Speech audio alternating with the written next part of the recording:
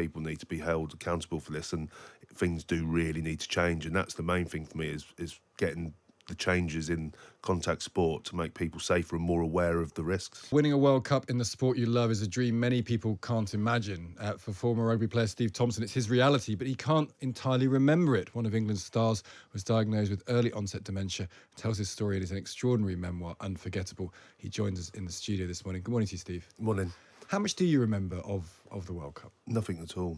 Nothing at all? No, not even being in Australia at the time or anything. Like most of my 20s isn't there, and when I've tried to understand it, I've spoken to the specialists, and they're like, where my brain was damaged and inflamed, it's like my head was a camera but without an SD card in it, and that's why it's just not there. And when did you realise that was the case? I started about 2014, 2015. I was living in Dubai at the time and working, and my memory just started going. So when I was coming out of meeting, I was just thinking, what's just gone on there? It was just, there was nothing there whatsoever. And before that, my memory had been quite good for, I never kept a diary, always going in and out of meetings, fine. And then my mood started changing, and then I just sort of fell apart, really. So I moved to Cyprus to try and just have some time out with Steph and the kids, and yeah, it just got worse. And when you were playing, you played a very brutal sport, a great contact sport.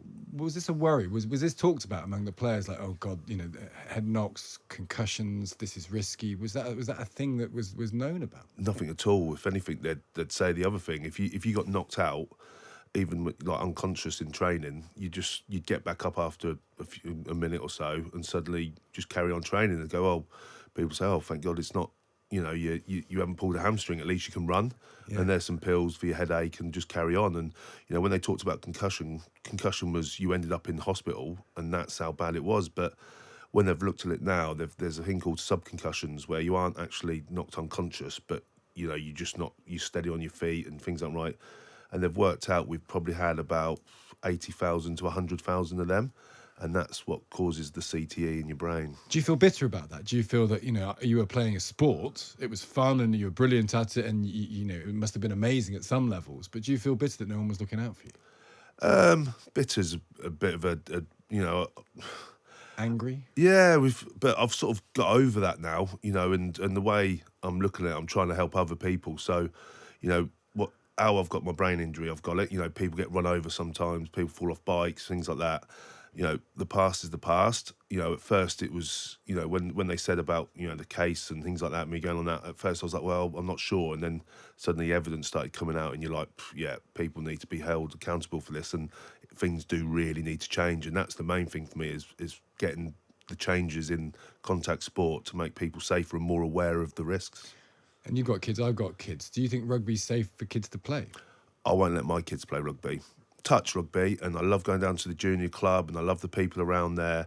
But for me now, the risks that are there in the young brain that's still growing and maturing, all it takes is one, brain injury, and suddenly that's their schooling, and that gone for a few weeks, 3 months, and it's horrendous. There's a young 14-year-old boy, Benjamin Robinson, who died in 2012, and he got 2 concussions in the game, and then sadly passed away. And it does happen, and it happens more frequently than it should do, and it's horrendous. And you can't really entirely fix that, can you? Because you can say high tackles are outlawed, but actually a lot of this just comes from contact. I watch a lot of rugby. I used to play rugby. It's people just trying to tackle. Normally you get a knee to the head.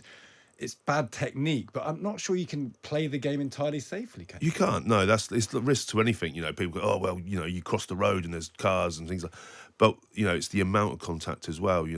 For us, we were doing hours and hours of contact training during the week, just because it was like, well, you're a paid employee, we got to get the most out of you, and and things like that. So when we're looking at it now, the World Rugby have advised, they haven't said if it to 15 minutes of contact a week.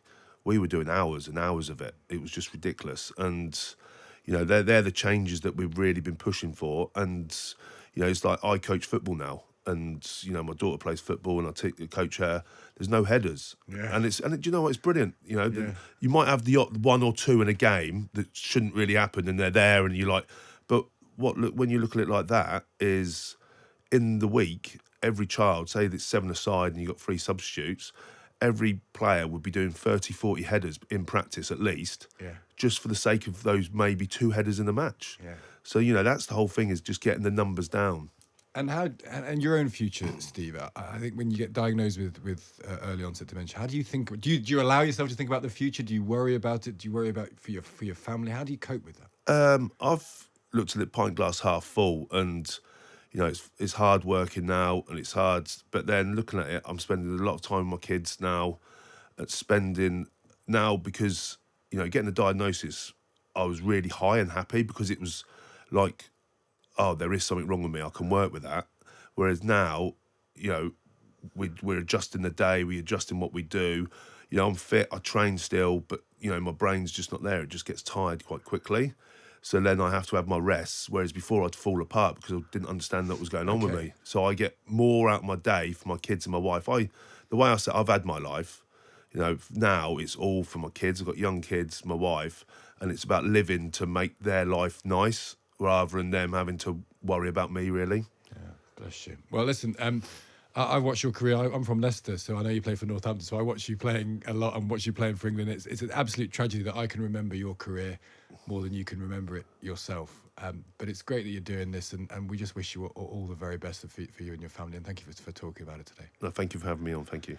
That's Steve Thompson there. Well, it's amazing to think of. Can't remember even going to Australia where he won the World Cup, and his book is called Unforgettable. It's an extraordinary memoir of a guy who's had this amazing life and reflecting on the cost, I suppose, of getting it. Steve Thompson there.